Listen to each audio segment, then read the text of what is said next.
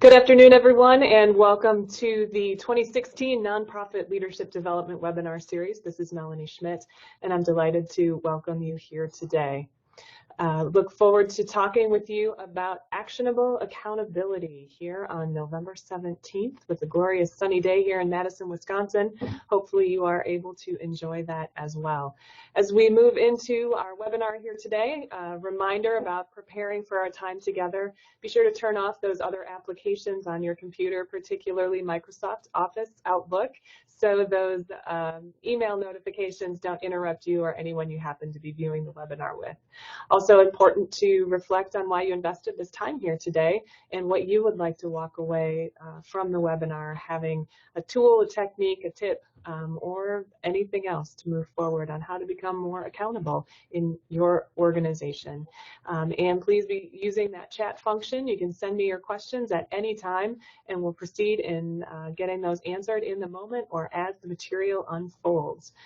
So during our brown bag here today, attendees will be muted during the call. If you are getting an echo, you might need to switch to a headset or to a telephone call-in to move that forward. And once again, chat me your questions, and let's make sure we're giving you the information that you need to move forward as a leader in a nonprofit organization to enhancing accountability. So that is what we're focusing on, actionable accountability here today. Hello again, this is Melanie Schmitz with Timpano Consulting. Have had the honor and privilege of working with organizations across sectors for over 20 years in helping leaders become more effective so that ultimately their organizations can become more effective and they enhance their resource allocation to achieve their goals.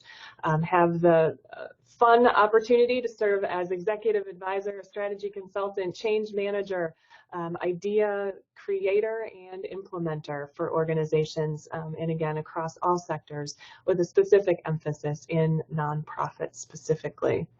So if we think about accountability, important to get grounded.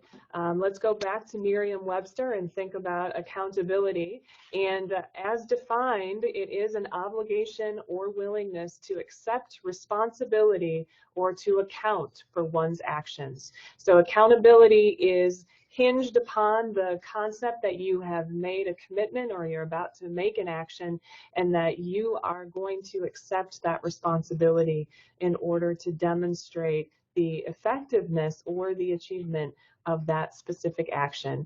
It is incredibly important when we think about effective organizations and moving beyond business as usual that leaders are finding innovative and interesting and meaningful ways to infuse that accountability into their organization, and that they're actually modeling that accountability by being accountable for their decisions and accountable to their employees and to their stakeholders. Perhaps something that is particularly the case in nonprofit organizations when you think about the levels of accountability that are in play when the organization is accountable not only to its employees and to itself, but also to the community and the clients and the various stakeholders who ensure that that mission moves forward. So with that baseline definition for accountability, what we'll focus on throughout the webinar today are really 4 areas where there are some specific opportunities to enhance the actionable accountability in your organization. And in those 4 areas, what we will talk about are opportunities in the area of planning and how you are infusing strategy and accountability for strategic implementation throughout your organization. We'll also talk about opportunities for accountability in activities that you are doing and the opportunity to think about meetings. Since we do all spend a good chunk of our professional lives in rooms with other people or on video conferences or with telephone connections in meetings, what opportunities do we have to make that time more valuable and to be accountable for the things that are being discussed in those meetings? And then we'll also just talk about some opportunities in the realm of actions and what we can do to help people understand clear expectations and then become more accountable for them. So we'll start in the area of planning.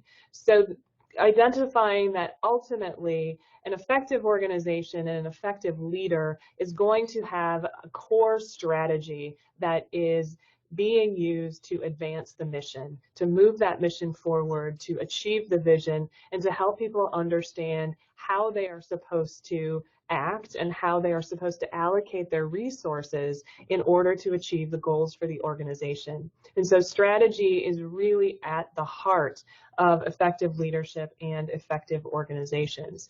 And so with that, encouraging you as leaders to really embrace a practical strategy approach.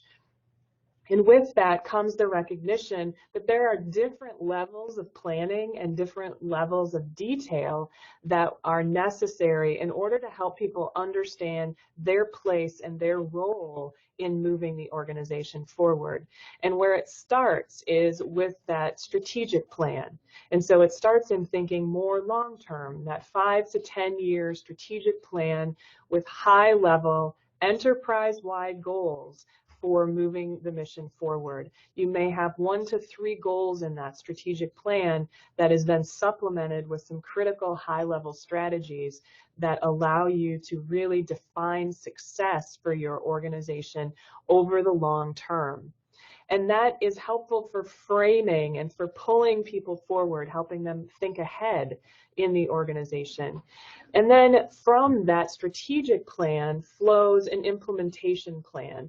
Otherwise, some might call it an operational plan. And within that, that can often be that 1 to 3 year plan that starts to take the strategic plan or long-term view down into something where people start to see what they can actually accomplish to help move something forward within the next 12 to 18 months. And then from that implementation plan, it comes down yet another level into work plans or project plans. And this is actually where the individual division or individual contributor is starting to map their work and their resource allocation of their time, talent, and treasure to what the organization wants to accomplish over the next 1 to 3 years, which helps achieve the organizational vision for 5 to 10 years into the future. And so with that, looking for it to be something that has enough flexibility in it that people can find their way through the plan. And when they're doing that, it really helps them become more accountable to that long-term vision because they understand it in a way that feels tangible, feels attainable for them as an individual or as a department. And so in order to do that, having actionable accountability in your strategic planning process begins with understanding language.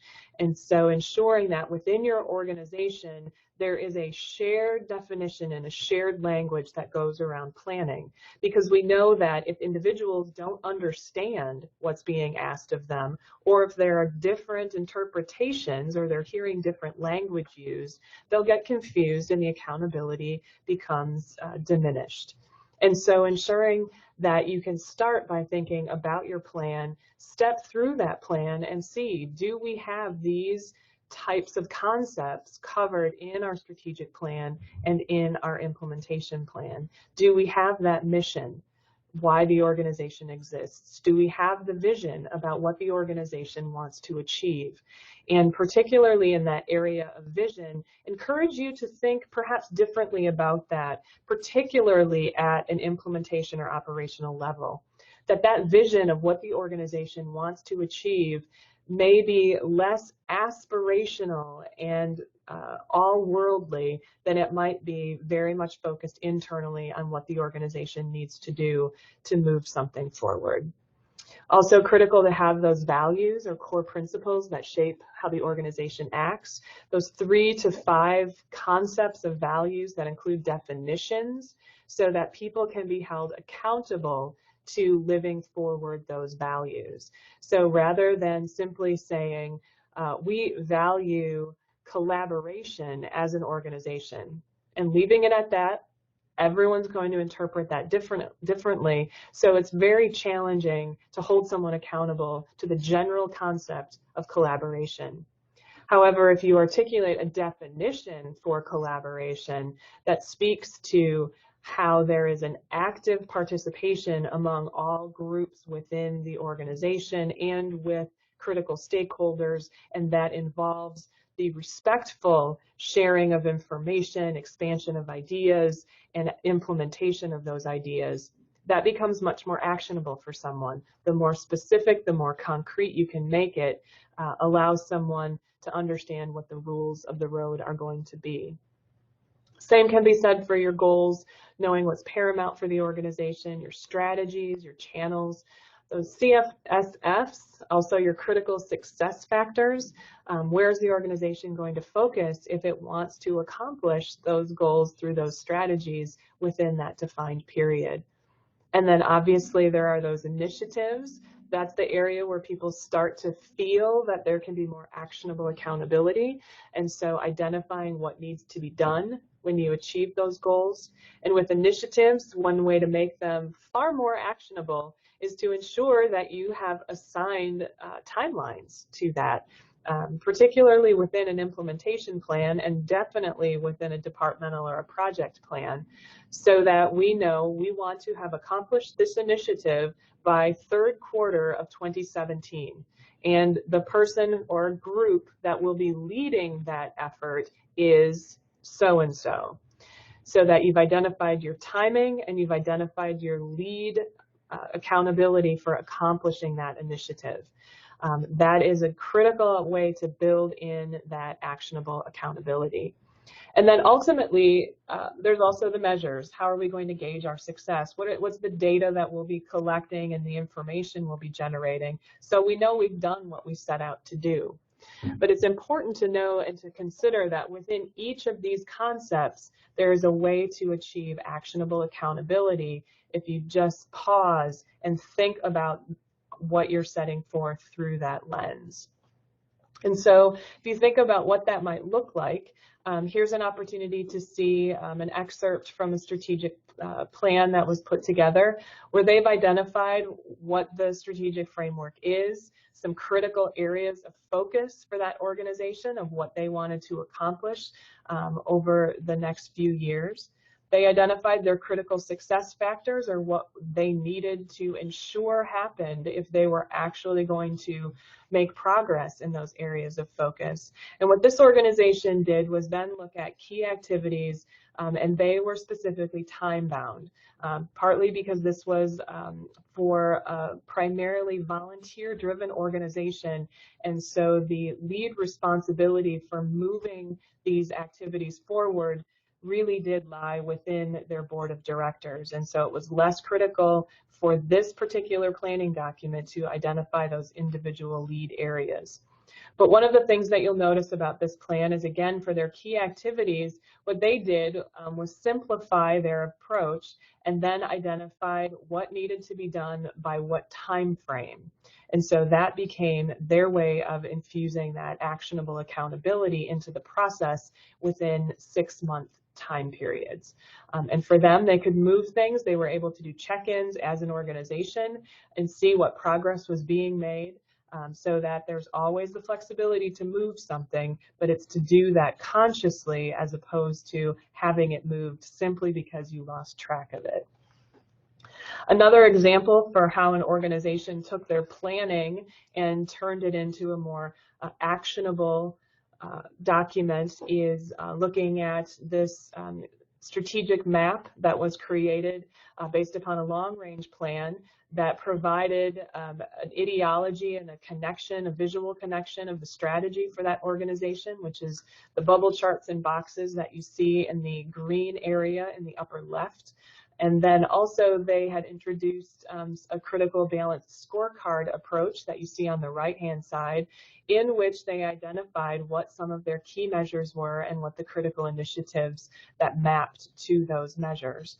And then identifying across the bottom the foundational focus areas for how they were going to implement their plan and how they were going to talk about it. And so creating this placemats, if you will, or the visual card was an opportunity to distribute this throughout the organization, use it as a reference in meetings, as a reference for conversations, for performance evaluations, and a shared understanding of where the organization was going to go. And so again, when you think about planning, the core component to ensuring actionable accountability is to ensuring that it's clear for people, that your plan works for people, and that they can find their way into it, that they can find how their work at an individual level is helping to move that very broad general strategy forward, and to do that in visual, clear ways. So we're going to move now into another area of opportunity. If we think about the activities in which we're involved as leaders and as organizations, it can be challenging to keep all of those balls in the air and remember which one represents which interest or which component of the plan. And so an opportunity for increasing actionable accountability for your organization involves dashboards. And the dashboard is that thing that helps us really attend to what matters on our journey.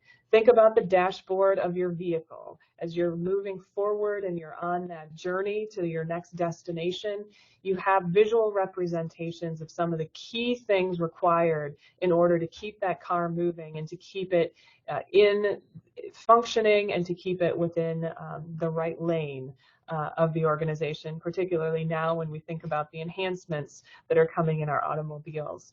And so the dashboard is that opportunity to help you become an organization of change, an organization of progress, so that you are focusing on success for your organization and focusing on the things that you've said matter. And so if we think about that dashboard, we go back to having what makes up an effective dashboard, and the design of that, as I mentioned earlier, reflects very critical characteristics. And so what we know about that dashboard from the front of our car also plays into a critical organizational dashboard design. So it needs to be quick. It needs to give you what you need at a glance and then allow you to dive in. Often when people venture into the realm of dashboards, they are very detailed and they are very robust. And you have to think about it again, is that going to give me my at-a-glance information from which I can then ask deeper questions? So it needs to be very quick. It also needs to be visual. You need to relay that information in formats that are understandable. And so the different types of information require different indicators. Similarly to what we see again on the dashboard of our cars, the types of information is represented in a very specific way for that function, but in a very visual fashion. Imagine if you were having to mark out the amount of fuel based upon sentences that would pop up in very clear statements, as opposed to that visual indicator and then the light that comes on to alert you that it's time to refuel and recharge. So having it be quick, having it be visual, and then ensuring that your dashboard is also dynamic. So having a dashboard that you only update once a year is not reinforcing actionable accountability. It's holding you accountable once a year, but it's not helping prompt action and it's not helping monitor action in order to make progress. So you need to make sure that it's dynamic and it's changing on a regular basis. And dashboards, again, can be a very powerful agent of organizational change, because when it's deployed properly, it truly can transform an underperforming organization into a high flyer. If you start putting visibility on how well the organization is implementing its initiatives or having the intended impact, people will notice, and they will notice when there are things to celebrate, and they will notice when things are going awry. But if there isn't a visibility to the progress for the organization, you can't even have those conversations in a way that makes them effective. Because ultimately, think about that dashboard as a magnifying glass. And so it really is focusing the organization on the key things that it needs in order to succeed. Because remember, it's going to be quick. And so it may not cover everything for the organization, but it will cover those critical components that you've identified through your planning processes. And then again, because it's dynamic, it's providing executives, it's providing managers, workers, volunteers even, with really timely and relevant information so that they can measure what's happening, they can monitor progress, and ultimately they can manage activities so that they're actually achieving those key strategic objectives. And so when you think about building or using your own dashboard, here are a few considerations for success in that progress. And we look at this as there are certain things that a dashboard should have, and there are things that it must have. And so we'll start with the shoulds. So if you're designing that successful dashboard, it really should have strategic focus areas. Again, it's not intended to cover everything that the organization's doing. It's intended to cover things strategically for the organization. It should all have its own implementation plan. And by that, what I mean is it's one thing to come up with a dashboard design. It's another thing to have a system in place so that it's updated and so that it's maintained on a frequent basis. And in order to do that, that means others within the organization who are providing that data need to be able to put that into their own work plans. And so ensuring that it has that implementation plan. When designing that dashboard, it should have board and staff input. And that's an and proposition, because the dashboard is a valuable tool for a board of directors of a nonprofit, and it's also a valuable tool for the staff of the organization. And there needs to be discussion and agreement on what goes into that dashboard and how it's going to be used so that expectations are clear. And again, people are held accountable for providing the information that goes into the dashboard, and they're held accountable for using the dashboard effectively to help make decisions. And ultimately, a dashboard should have less than you think. So often what the advice will be is to take what you believe might be on the dashboard, cut that in half, maybe cut it in half again, and start there. So to start from a very simple place, because that moves us into our must-haves of what must go on to a successful dashboard, and that would be targets. The beautiful component of developing and using the dashboard is that leaders within the organization have to take those goals, the strategies, the initiatives, and actually set targets for what success looks like. And so again, if you want to have actionable accountability, you have to know where you're going. And the targets help you mark your progress along the way, similar to those mile marker signs that you see along the interstate. And you have to have the conversations to target them. In order to have a successful dashboard, staff also needs to have access to data. So this is where, in developing that dashboard, start with the data that you currently collect and who has access to it, and that will be the beginning of how you're going to have a successful and sustainable implementation of that dashboard design. Because ultimately also that dashboard design should be simple. Again, it's less than what you think. It needs to have that method to keep it current. So a good dashboard is going to have simple, sustainable design. A successful dashboard is also going to have candid dialogue, so that the people who are using the dashboard are talking openly and respectfully about what they're seeing on the dashboard. And that comes into play as well with those targets that we talked about as being important in the dashboard process. You have to be able to have, as an organization and as leaders, you need to be able to facilitate that candid dialogue about what the targets mean and what the progress against those targets means for an organization.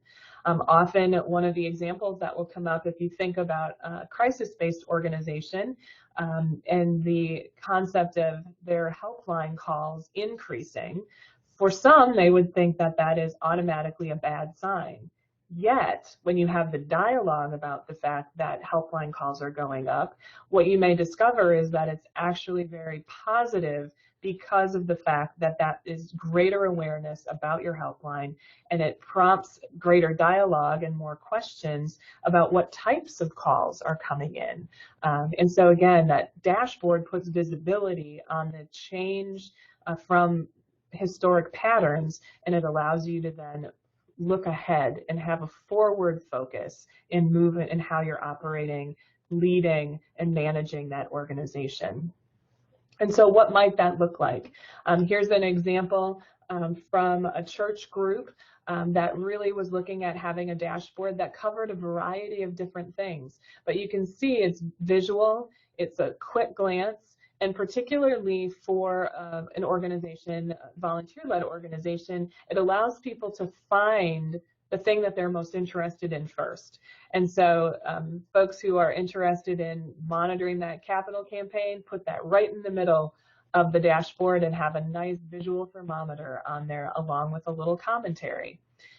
If part of the opportunity for your organization is ensuring participation by board members or others in upcoming events, you can see you can have a nice little list of what's coming up so that people are aware of their opportunities to engage. And then also looking at activities and statistics, and then on the left-hand side being able to highlight areas of concern and areas that need to be watched. And so here it's a nice example of using quick visuals to provide some very dynamic information. And that can, again, depending upon the skills and competencies of your organization, even feel too much. And so another dashboard, and this is an excerpt from a sample dashboard, is that it just might look like a Word table or an Excel file that identifies 3 to 5 critical areas of things to monitor in various categories. And so, for instance, on finance, you have a category of finance. You look at days of unrestricted cash on hand. What has the organization identified as its target? This one being 45 days. And then to provide the comparative data. 6 months ago, which may have been the last time they updated their dashboard, we were at 65 days and felt really good about that, so it went into green. Now it's at 18 days, and that's far below our target. So we're going to put that in red to signal that we need to have a conversation about that, or at least need to be monitoring that situation. And so by color coding, it's providing that quick glance. And then again, by having those targets and then your comparative data, it's also allowing for an evidence-based discussion within your organization about moving those resources or potentially shifting resource allocation to move things forward. And so that's another example of a very simple and basic dashboard that can help you monitor the accountability of the organization for its activities. And so I also wanted to point out, in terms of those categories that I mentioned, it really is customized to your organization, and it should flow from your strategic framework. And so it might be programs, it could be finance, fund development, HR, board of directors. A moment to talk about that as a dashboard category. It's really important, particularly for nonprofit organizations, that the board of directors understands that it is accountable to the organization as well. And so in your board of directors category, what you may identify are some targets related to meeting attendance. And so it could be that if you have a policy for your board of a 75% attendance for throughout a year, then you would take the average attendance and then put that in there against your target of 75% and color code accordingly. That board of directors line might also include if you have a financial contribution requirement. Again, that what you would have if it's a 100% requirement for financial contributions. Again, over the course of the year, you would have the average percent for the participation by the board. And again, that provides visibility in a way that's useful if you do have a development staff, so that they're feeding that information into the dashboard, and then board direct members can have that conversation about accountability for ensuring that contribution. So that would be one of the areas to call out on that. But you can really, you just come up with the categories that flow from your plan and will help you monitor resource allocation for the organization. And so then once you have your categories, for instance, if you took finances, fundraising, board, programs, people, and compliance, then you can identify what your indicators are going to be. And so with some organizations for finance, the place to start is looking at days of cash on hand, your monthly revenue on a year-over-year basis, and your monthly expenses on a year-over-year basis, and putting that into the dashboard. And then also on your fundraising, a place to start would be funding mix. We're hearing a lot of conversation in the nonprofit community about the need to diversify revenue streams. If you have targets in there, put that on your dashboard. If you have targets for total number of donors or total percentage of engagement with donors, again, a great thing to put on your dashboard. And then dollars raised is also, fun thermometer or speedometer type of image that you can put on for a really quick visual. Board members, we had talked previously about some of those. With your programs, encourage you to think about those as outcomes that are already identified as critical by funders. And so you don't need to add anything new or create something new for this dashboard. What you want to do is align it with the interests of your critical stakeholders. In the people category, some of your indicators to start with might be key retention. If you have key employee retention, that you are monitoring that. Another great category to put on a dashboard is the allocation of training dollars. And it's one thing for the organization to set aside training dollars for professional development of its staff. It's actually another thing for those dollars to be used for that purpose. And so encourage people to consider that so there's visibility with the board and with the management team about how the organization is expending resources to develop its talent. And then from compliance, for some, that is as simple as putting on deadline dates for when the board should be approving the audit or the filing of a Form 990. And so again, it's ensuring visibility as you move through that process. And then the dashboard legend, clearly it's one thing to have these wonderful categories and indicators, targets, and data, but then you need to figure out how are we going to flag that information? How are we going to key it for discussion? And so with some organizations, you just figure out, is it a 3 or a 4 system? What does that look like? And then just the critical component is to ensure everyone's clear about it. We have seen a movement toward more of a 4-color system in dashboard design, simply because there is that level between something that you want to watch before it needs to be called as critical. And so again, look at identifying what is your color schema, and then what does each of the colors mean for interpreting your dashboard. And then ultimately, actionable accountability comes back to making it happen. And so again, if you keep it simple, that goes a long way to help make it happen. Mix those graphs and words because some people respond to words and some people respond to pictures, and they each tell different kinds of stories. And so map it out and see what works. And then mock up those options as well so that you can move that forward. So I want to spend a little bit of time as well on meetings, because as I mentioned earlier, we have a lot of meetings for nonprofit organizations that often involves the board meeting as well. And so we know with board meetings, that all too familiar story, which I hope is not the case for any of your organizations, but boards can often be locked into unbreakable patterns. And with that, they have these very tightly scheduled board meetings with very well-rehearsed presentations. Because they're so tightly timed, there's little opportunity to react or dig deeper into questions. And for some organizations in those board meetings, asking a question is bad form. And so really that is not giving directors the information that they want. It's not giving them the information that they need to add the strategic value to the organization, and also to ensure that there is that actionable accountability.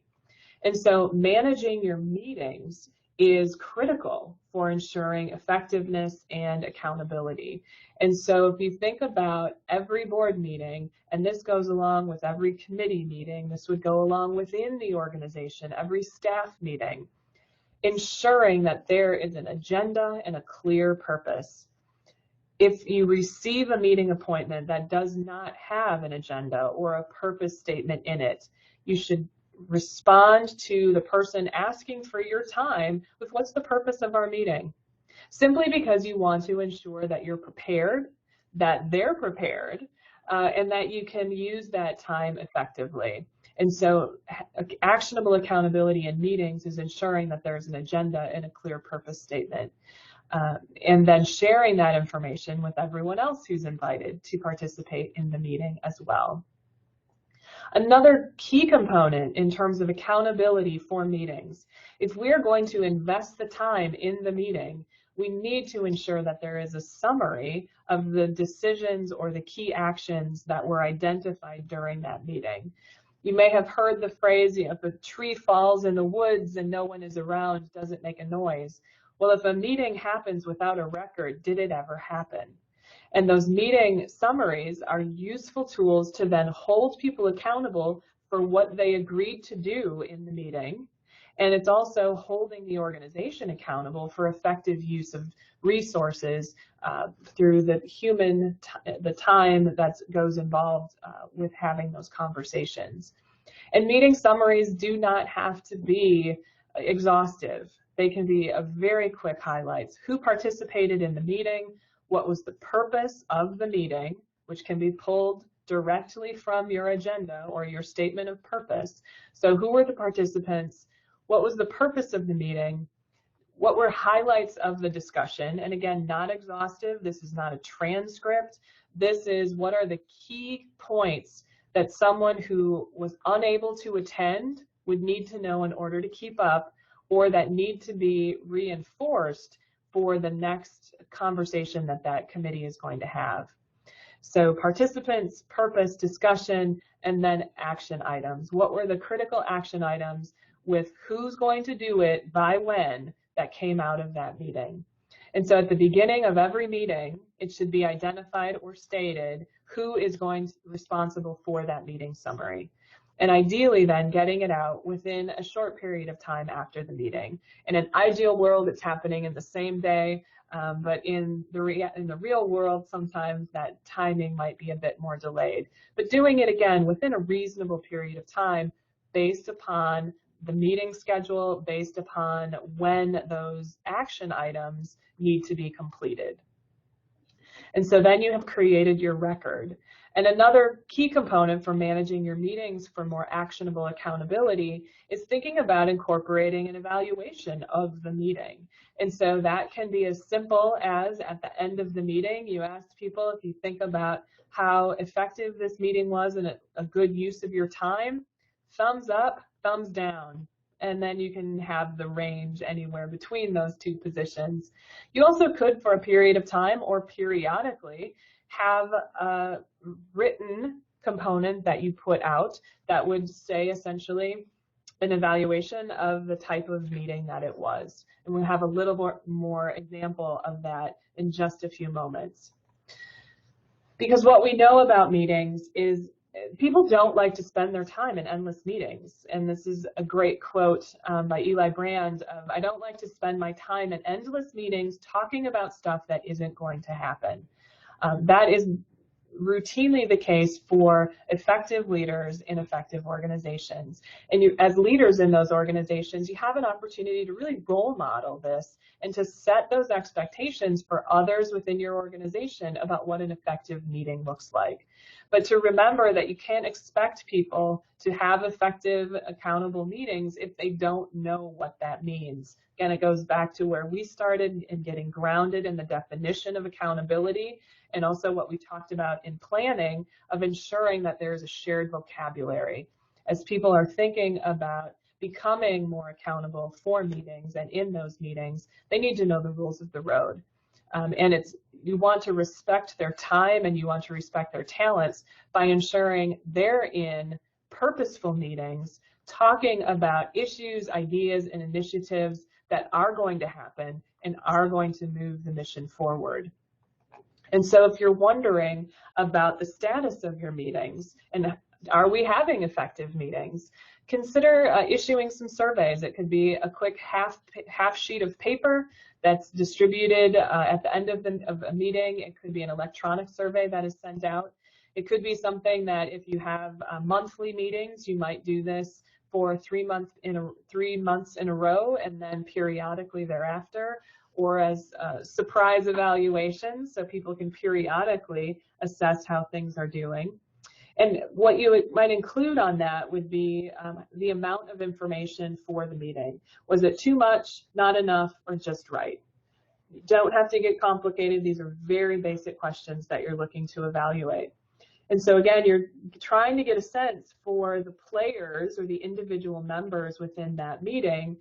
How did they react? You know, was it too much information for some and not enough for others? And then you can have a conversation about that with specific individuals or as a group about what just the right amount would look like. You can also look at that from the pace of the meeting. We all process information at a different pace. For some, they need more time to process, and for others, they're fast processors and they've moved on to the next thing before they're even done with what's in front of them. And because we all have different styles for that and different ways of managing that, let's get a temperature from the group. And so for the pace of the meeting, was it too fast, was it too slow, or was it just right? And again, you have that opportunity to talk about it. And then engagement during the meeting can simply be looking at statements on a scale of agreement, a five-point Likert scale of agreement, of how engaged, either how engaged was I during the meeting. I felt engaged most of the time during this meeting. How strongly or do you agree or disagree with that statement? Another way of looking at that is during the meeting, most people seemed engaged most of the time. So it's taking it out of them as an individual and what they were observing for their team dynamics. But again, what you're trying to get a sense for is that level of engagement, so then you can reassess how you're actually facilitating those meetings. Climate of the meeting, again, you can do the climate for the meeting was respectful. The climate of the meeting was open and friendly. It depends upon your culture and what you're looking to do, but again, getting that temperature check. And again, if we want people to be engaged, we want to hold them accountable, then the meeting needs to be relevant to them or to their position or their function within the organization. And so ensuring you can ask questions or ask statements of agreement, of thinking, how relevant was this meeting to my effectiveness in the organization? Or how relevant was this meeting to the purpose statement for the meeting? And so again, just gathering information that you can use to really think about how are we going to move this forward.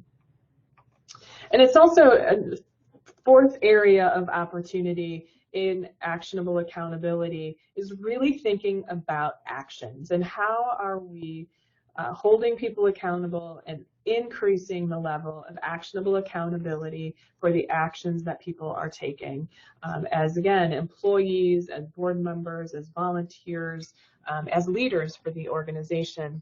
And so really important that when you think about making it actionable, you're clear in expectations. And so what we know is that we all have, again, different interpretations of how things go. We can each read the same general sentence and see two very different interpretations in it. And similar to meeting expectations, there's a reaction to what that could mean, and then thinking about whether you are going out and talking to your larger donor and spending time with them or doing things with them, and your boss is actually thinking, well, I wanted you in the office more. Be clear, what does that mean? And so ensuring that you have articulated roles and responsibilities. So from an employee perspective, ensuring that there are those clear job descriptions, clear expectation statements, and ongoing active performance management, so that, again, people are aware of what their role is, what their responsibility is, and how they're progressing toward that. And with those performance management discussions particularly. And again, we think about that from an employee perspective, but it also applies to boards and really any group that's working together, of thinking about, we've set our goals for our individual performance or our team performance. We've identified some milestones or some targets that we want to accomplish. Let's have the conversations on an ongoing basis about how we're doing. One group with which I worked actually had monthly conversations. So on the first day of every month, first business day of every month, the group got together to pull out the initiatives they'd identified the prior month of what they wanted to accomplish, review them, reported back on progress made or things that needed to be pulled forward, and then looked ahead to the upcoming month and identified initiatives for them. And that worked for them because they needed something that helps them focus on the things that were right in front of them, because there's such a high volume of potential work that could be done. And there was quite a demand from their executive management team about the scope of change for what could be done, that they needed that monthly reminder of, this is what I need to accomplish this month. And this is to celebrate what I accomplished last month. And it worked really well for that group. Everyone had to identify at least one thing to put onto that monthly accomplishments list. And then everyone could identify additional things that were accomplished in the month prior that could be celebrated by the team. And so a lot of actionable accountability is also celebratory. We often think about accountability as punitive. And so it's penalizing people for the things that they didn't get done. But positive and productive accountability is celebrating things that got done as well, and also recognizing and realigning your resources so that as things change, you can modify those roles and responsibilities or expectations accordingly. And that's also being clear in terms of your expectations for participation and engagement. If you have within your organization a belief that group work is really important, you need to be clear in your expectations with people that they do need to choose to engage in certain things. If within your organization having a social community is part of what makes your culture work, then you need to be clear in your expectations that employees are expected to participate in the informal networking that may be occurring during the day, or they're expected to engage their coworkers in certain ways. And that can also speak to, again, culture development and holding people accountable and creating that culture of accountability where it doesn't have to be always thought of as accountability from the top down, but it can also be realized as accountability from within or accountability across the organization. And then again, being clear in expectations on contribution. And for that, it's really being clear about, what is the intended outcome and what is the individual or the team's role in that contribution to achieve the outcome going forward. And again, it's just being very clear in setting those expectations. And it's also being sure that you've documented those expectations, that you've had a conversation with the individuals involved about those expectations, and that they've actually physically signed something, if necessary, for that expectation. For instance, there was a situation that arose in an organizational transformation that we were working on where a set of employees were going through a restructuring, and the concern that came forward was that their positions were going to be changed dramatically. Yet when you looked at the position descriptions that were on file, in fact, the expectations were very aligned with the written descriptions. The challenge was the people involved didn't remember those descriptions. They remember what they did on a day-to-day basis, which didn't feel the same.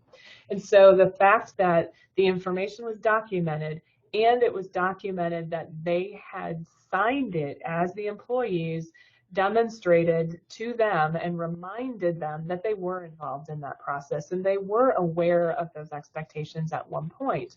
And so then we could have a very different conversation about how to move them forward to re-engage in a different way in meeting the expectations for those specific actions that they were contributing to the organization.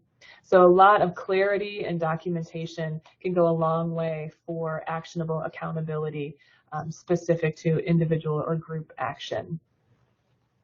And again, the reminder that when it comes to actionable accountability, it really does start with you as a leader of the organization and as an individual who believes in the mission and the intent for what the organization wants to accomplish, so that you have a lot of opportunity to seize different tools and to just try them out. You can always use that opportunity of saying, I went to a seminar or I attended a webinar or I saw this tool that might be interesting. Could we try it out? And you never have to commit to using it for eternity. Again, remember, most performance management tools, most accountability tools need to be fluid. They need to be dynamic, and they need to be timely. And so with that, set up pilots and ensure that you're not setting unrealistic expectations for how frequently those accountability checks will occur. So that is one of the questions that did come in through the chat, is looking at how frequently, if you do have a dashboard, how frequently should you be updating that dashboard? And with dashboards, again, it is going to depend upon your organization and the frequency or the pace of decision making or the purpose that it's used.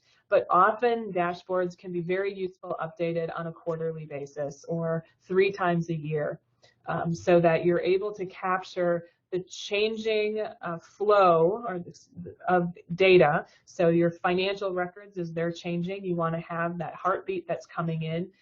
But you really don't want to do it too frequently. So again, particularly if you're thinking about this from an organizational level, monthly dashboards at best are probably the perfect time. So think about monthly, think about quarterly, or think about 3 times a year. And again, time that for the intent of why you're putting the dashboard in place at all.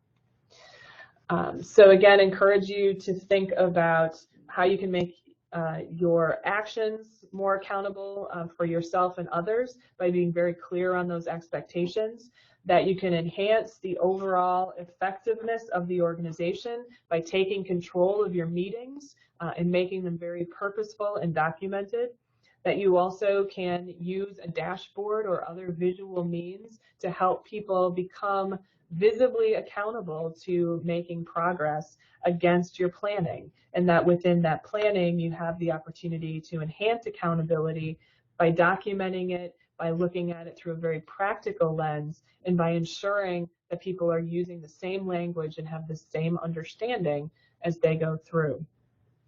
So I want to thank you for joining us this afternoon to hear more about actionable accountability and how that's a critical aspect of leadership, particularly within the nonprofit sector.